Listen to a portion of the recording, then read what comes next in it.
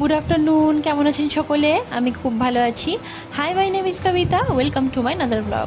আজ শনিবার, দুপুর এখন 12টা মতন বাজতে যায়। সকালে টিফিনের পর্ব সেরে নিয়ে আমরা যখন বেরোচ্ছি তখন দোকানের দাদাটি বলল, যদি দুপুরবেলা আমরা খাবার খাই তার অর্ডারটা নাকি আগে থেকে দিয়ে যেতে হবে, কারণ রান্না করতে সময় লাগবে। এবার ওর বাবার খাবার ইচ্ছে ছিল ক্র্যাব, তো ক্র্যাব খাবো বলায় তো দোকানের দাদাটি বলল যে পার হেড নাকি 350 টাকা করে পড়বে।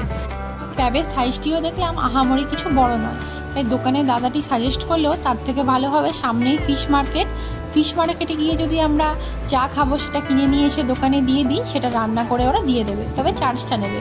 এই দেখুন, সবে ফ্রেশ কাঁকড়া ধরে এনে ঢেলেছে, জানেন কাঁকড়াগুলোর সাইজেও বেশ বড় বড়। দোকানে যেগুলো দেখলাম সেগুলোর থেকে তো প্রায় দ্বিগুণ সাইজের, তবে দুটি দুরকম দাম, একটি হলো 350 টাকা আর একটি হলো 400 টাকা পার কিলো বলছি আর কি। এবার আমরা হাফ কিলো নিলাম, যেটি 400 টাকা কিলো। এই যে এটি একটু বড় সাইজের ছিল, তো হাফ কিলো মতন আমরা নিয়েছি, ওই 4টে মতন পড়েছে। তো ওদেরকে বলায় ওরা ধুয়ে পরিষ্কার করে দিয়ে দেবে। আর ওর বাবার ইচ্ছা আছে একটু ইলিশ মাছ নেবার। কত রকমের যে মাছ দেখতে পাবেন এখানে এসে, রুই, কাতলা, ভেটকি, বিভিন্ন রকমের চিংড়ি মাছ, বিভিন্ন রকমের কাঁকড়া, আরও কত রকমের যে সামুদ্রিক মাছ, তবে না আসলে বোঝার উপায় নেই। তবে এই মার্কেটটা থেকে শুনেছি মোহনার মার্কেটটা নাকি আরও বড়। এই মার্কেটটা কোথায় আমি আপনাদেরকে বলে দিচ্ছি, ঠিক নিউ দীঘা ঢোকার মুখেই গ্রহরাজ মন্দিরের ঠিক বিপরীতে ডান দিকে পড়ে। আমি শুনেছি মোহনার মাছের মার্কেটটা নাকি এর থেকে অনেক বড়, সেখানেও একদিন যাওয়ার ইচ্ছা আছে, তবে এইবারে আর হবে না। ক্র্যাব তো নিয়ে ফেলেছি, তবে নেব এবারে একটু ইলিশ মাছ, কিন্তু এখানে বড় ইলিশ নেই, সেই খোকা ইলিশ পাওয়া যাচ্ছে। তাই হোক, তবে খোকা ইলিশ পড়লো 850 টাকা কিলো। এই যে ফ্রেশ একদম আপনার পমফ্রেট মাছ রাখা আছে, একটা ছোটো সাইজের আছে, একটা বড় সাইজের আছে, যেটা আপনার দামে ওই 50 টাকার হেরফের আর কি। তবে আমি বলবো যারা মাছ প্রিয় মানুষ তারা দীঘাতে আসলে ফিশ মার্কেট থেকে ফিশ কিনে নিয়ে দোকানে দিয়ে আপনার রেস্টুরেন্টে রান্না করে খেতে পারেন, তাতে আপনার অনেকখানি টাকার সঞ্চয়ও হবে আর মনও ভরবে। এই যে এই সাইজের ইলিশগুলো আছে, যেহেতু একটু বেলা হয়ে গিয়েছে তাই বড় সাইজের ইলিশ আর পেলাম না। দেখছেন কত রকমের মাছ, ভেটকি, ইলিশ, পমফ্রেট, লবস্টারও আছে এখানে। লবস্টার বলতে সেই বড় বড় এই যে চিংড়ি মাছগুলো যেগুলো হয় সেগুলো বলছি আর কি। এই দেখুন, এদিকে রুই, কাতলা কত বড় বড় দেখছেন। তবে একটা সুবিধা এখানে, আপনারা যদি দীঘার এখানে মাছ প্রচুর সস্তা, এখানে এরা খুব সুন্দরভাবে প্যাকিংও করে দেয়। যদি আপনারা দূর থেকে আসছেন তাহলে প্যাকিং করে খুব সুন্দরভাবে ভেতরে বরফও ভরে দেয়, প্রায় একটা দিনের জার্নি করে আপনার বাড়িও নিয়ে যেতে পারবেন। হোটেলে স্নান করে যাব আবার খেতে। এই যে দুপুরের খেতে চলে এসেছি, মোটামুটি ভিড়ও আছে দেখুন। তবে দুপুরবেলাটা যেহেতু বাইরে এখানে প্রচণ্ড পরিমাণে রোদ, তাই ভেতরে দেখছি মানুষরা বাইরে না খেয়ে ভেতরেই এসে বসেছে। ছেলেটারও প্রচণ্ড ঘুম পেয়েছে, তবে ওকে আর ঘুমাতে দিইনি, একেবারে খাওয়া দাওয়া সেরে রুমে গিয়ে ওকে খাওয়াবো। ওর খাওয়া বলতে আগে থেকে এখানে বলে রেখে দিয়েছিলাম যে আমার ছেলেকে ডাল, ভাত আর পাঁপড় ভাজা, আলু ভাজা, যেটা থাকে আর কি থালিতে ওদের, তো সেটাই আমি আলাদা করে বলে দিয়েছিলাম। আর নিয়ে যাব ছেলের জন্য একটি মাছ ভাজা। তবে ছেলে আর আমার ক্র্যাব আর সেই ইলিশ মাছ ভাজা খাবে না, ওর জন্য এক পিস কাতলা মাছ ভাজা নিয়ে নিয়েছি। এই যে রান্না করে দিয়েছে, তবে আমরা বলেছিলাম যে অর্ধেকটা দিতে আর অর্ধেকটা প্যাক করে দিতে, কারণ আমরা রাত্রেবেলা রুমেই খাবো। চলে এসেছি রুমে, তো ঘুমাবার তো সময় আর নেই, ছেলেটাকে একটুখানি ঘুম পাড়িয়ে দিয়েছিলাম জানেন, কারণ ছেলেটা তো সারাদিন অনেক টায়ার্ড ছিল, যা পরিমাণে খেলাধুলা করেছে আর জার্নিও হয়েছে। মিয়া, বিবি আর ব্যাটা মিলে রেডি হয়ে গিয়েছি, যাব এবার একটু সায়েন্স সিটি, তারপরে সেখান থেকে ঢেউসাগর। এখান থেকে বিচের ধারে একটু সন্ধ্যাবেলা হাঁটাহাঁটি করে তারপরে ফিরবো রুমে, দিয়ে রুমে এসে রাত্রেবেলা খাওয়া দাওয়া। যাই।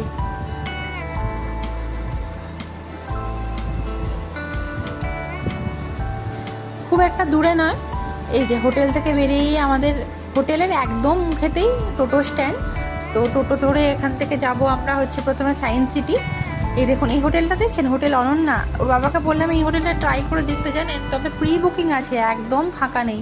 এই হোটেলটায় সব কিছু আপনি পেয়ে যাবেন, আপনার সুইমিং পুল থেকে জুজি, রেন শাওয়ার, মানে বাচ্চাদের খেলার জন্য একেবারে আইডিয়াল আর কি হোটেলটা। তো সেখানে তো আর পেলাম না, যাই হোক চলুন এবার। এখান থেকে 5 মিনিট মতন সময় ছিল, এই যে পৌঁছে গিয়েছি দীঘা বিজ্ঞান কেন্দ্র, একদম সামনেই। ওল্ড দীঘা থেকে আমার মনে হয় নিউ দীঘাতে যারা থাকবেন সেক্ষেত্রে অনেক ক্ষেত্রেই আপনাদের যাওয়া আসাতে সুবিধা, কারণ বিজ্ঞান কেন্দ্র সামনে, ঢেউসাগর সামনে, দীঘা জগন্নাথ মন্দির যেটা নতুন গড়ে উঠেছে সেটাও একদম সামনে। তোর বাবা গিয়েছে টিকিট কাটতে, লাইন আছে বেশ বড় সড়ো, দেখুন ভিড় আছে অনেক। তো এই সময়টাতে একটু ভিড়ই হয় বিকেলের দিকে। তো এখন যেহেতু দীঘাতে একটু ভিড় চলছে তাই জন্য ভিড় হচ্ছে, খুব সাধারণত এখানে এতটা ভিড় হয় না।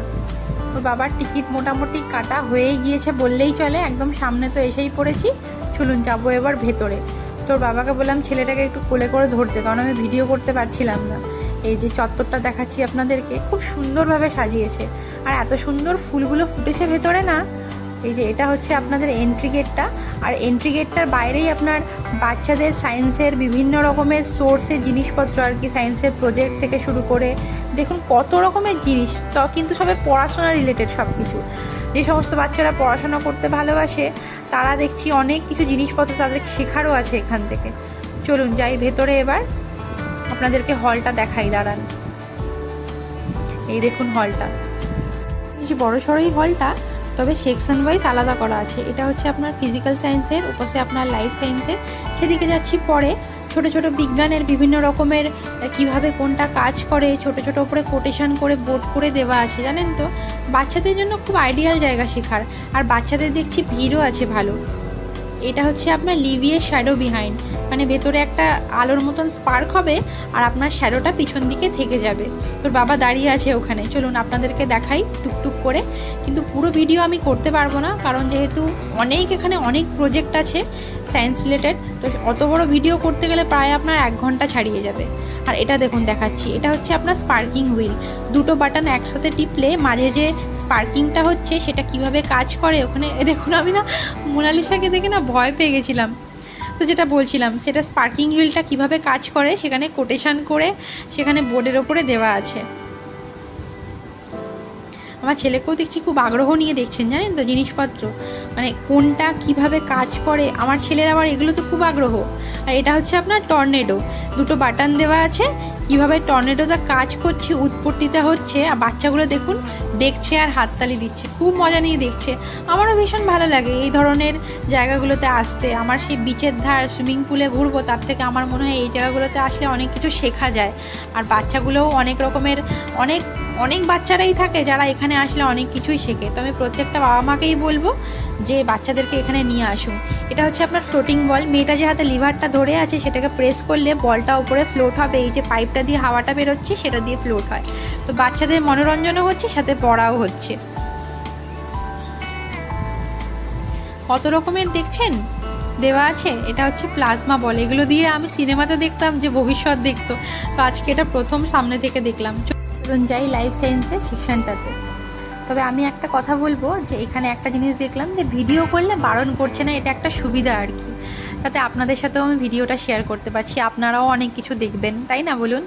এই দেখুন এটা হচ্ছে আপনার সেল ডিভিশনের একটা জায়গা, যারা একটু বড় ক্লাসে পড়াশোনা করছে তারাও এখানে আসতে পারে। একদম সামনে থেকে কোন ফ্রেজে কিভাবে হচ্ছে, সেল ডিভিশন কিভাবে হচ্ছে, মাইক্রোস্কোপিক ওয়াল, এখানে মাইক্রোস্কোপও দেওয়া আছে, আপনি চোখ দিয়ে দেখতে পারবেন নিজের সামনে থেকে যে কিভাবে মানে কাজ করে। এই যে সেল ডিভিশন, এই পাশে একটা সেল ডিভিশন, কোন ফেজে কি হচ্ছে, হ্যাঁ সেল ডিভিশন কীভাবে হয়। আমার এগুলো ভীষণ ভালো লাগে এই সমস্ত জায়গাগুলোতে আসতে।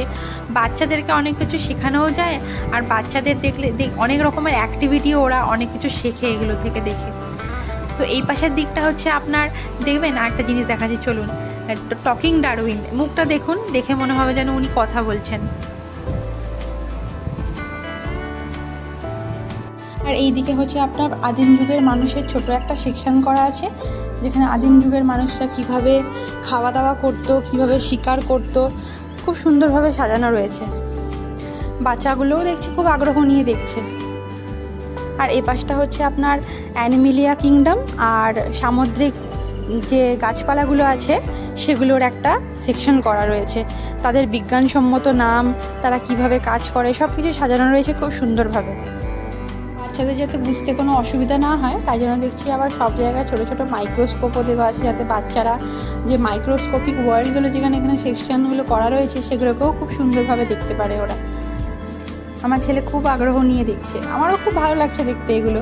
তো বাচ্চাদের এগুলো সত্যি সত্যি অনেক কিছু শেখা যায় এখান থেকে আসলে এখানে, আর ওদের মাইন্ডটাও একটু অ্যাক্টিভ হয়। আমি দেখেছি ওয়ার্ল্ড অফ মাইক্রোবস, এই যে দেখুন আপনাদেরকে বলছিলাম এই লিভারটা ঘোরালে ক্ষুদ্র থেকে ক্ষুদ্রতম বস্তু কিভাবে চোখে দেখা যায়, এই যে এগুলো দেখলে ছোট ছোট বাচ্চাদের মাইন্ডও সত্যিই খুব শার্প হয়। আর আজকের যেটা স্পেশাল অ্যাট্রাকশন, যেটা আমার ছেলে যেটা আজকে খুব পছন্দ হয়েছে, সেটা হচ্ছে অ্যাকোরিয়াম। আন্ডার ওয়াটার লাইফের একটা ছোট করে সেকশন করা আছে। চলুন ওদিকটায় যাই, আপনাদেরকে দেখাবো।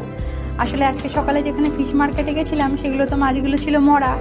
আর এইখানে এসে যখন দেখলো মাছগুলো এইভাবে লাফাচ্ছে, বিভিন্ন রং বেরঙের মাছগুলো, তখন আনন্দে একেবারে আত্মহারা। মাম্মা, পাপা, দেখো দেখো ফিশ ফিশ বলে এরমভাবে বলছি সবাইকে। আশেপাশে যারা ছিল প্রত্যেককে এরমভাবে মাছ দেখাচ্ছে। এপাশে আবার প্রবালগুলো রাখা আছে। কি সুন্দরভাবে ডেকোরেশনটা করেছে না, খুব সুন্দরভাবে সাজিয়েছে। আর মাছগুলোও দেখতে লাগছে খুব সুন্দর।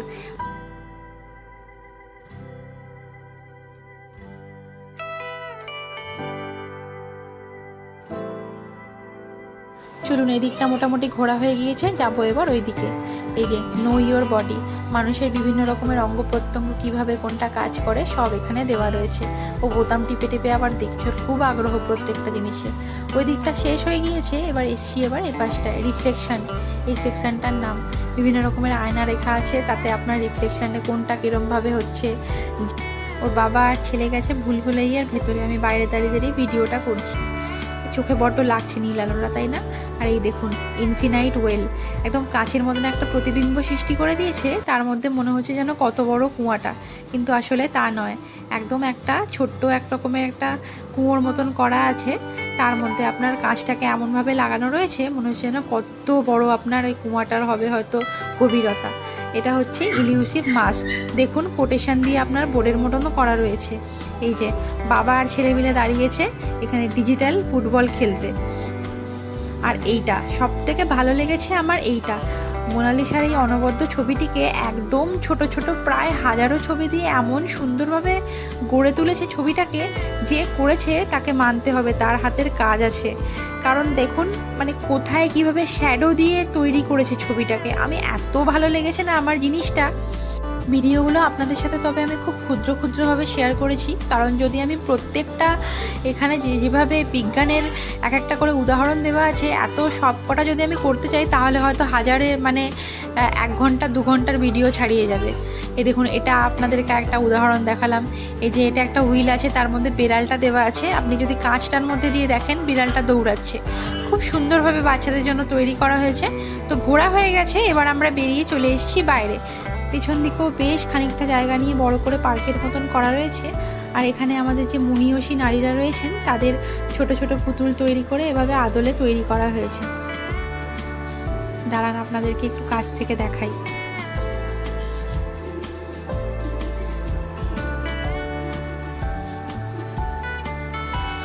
আর ফুলগুলো দেখুন, মারাত্মক সুন্দর ফুটেছে ফুলগুলো। আর ওপর দিকে লাইটিং করা রয়েছে শ্যাডো দিয়ে, লাল নীল হলুদ সবুজ রঙগুলো দিয়ে যখন জ্বলছে লাইটগুলো, এত সুন্দর লাগছে না ফুলগুলো দেখতে। সত্যি সত্যি মনে হচ্ছে ফুলগুলো বিভিন্ন রকমের কালারের। এই যে বাচ্চাদের কত রকমের অ্যাক্টিভিটির খেলনা, বিভিন্ন রকমের ব্যায়ামেরও বাইরে দেখছি কত রকমের কত কিছু দেওয়া রয়েছে।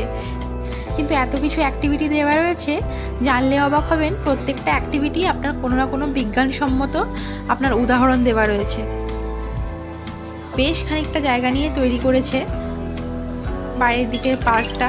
তোর বাবা আর আমি এখানে দাঁড়িয়েছিলাম এই যে মিউজিক বাজানোর এটা দিয়ে আমার ছেলে খুব খুশি হয়েছে। ও বাজাচ্ছে, ওর বাবাকে বলছে বাজাতে, ওর বাবা দাঁড়িয়ে দাঁড়িয়ে ওকে তাই দেখিয়ে দিচ্ছে এভাবে বাজাতে হয় বলে। চলুন, এদিকটা মোটামুটি ঘোরা হয়ে গিয়েছে।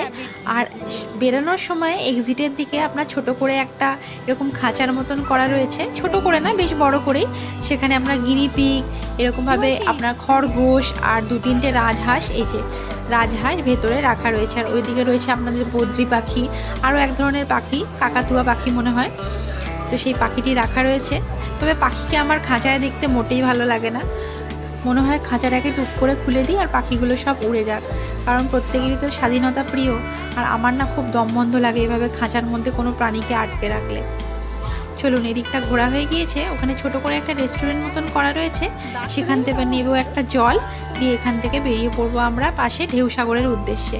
বেরোনোর সময় দেখলাম ছোট ছোট এভাবে প্লাস্টিকের গামলা মতন করা রয়েছে, আর তার মধ্যে লাগানো রয়েছে অজস্র রজনীগন্ধা ফুল। আর এত সুন্দরভাবে ফুটেছে ফুলগুলো, কি সুন্দর গন্ধতে চারিদিকে ছড়িয়ে পড়েছে, মোমো করছে চারিদিকটা। বেরোনোর সময় মনটা ভালো হয়ে গেল। যাবো এবার ঢেউসাগরে। চলুন এই ব্লগটা তাহলে আজকের মতন এখানেই শেষ করছি। দেখা হচ্ছে পরের ব্লগে। আজকের ব্লগটা কেমন লাগলো অবশ্যই জানাবেন। ভালো লাগলে একটা লাইক, কমেন্ট আর শেয়ার করে দেবেন। পাশে থাকবেন, নিজেও ভালো থাকবেন, অপরকেও ভালো রাখবেন। আজকের মতন তাহলে টাটা।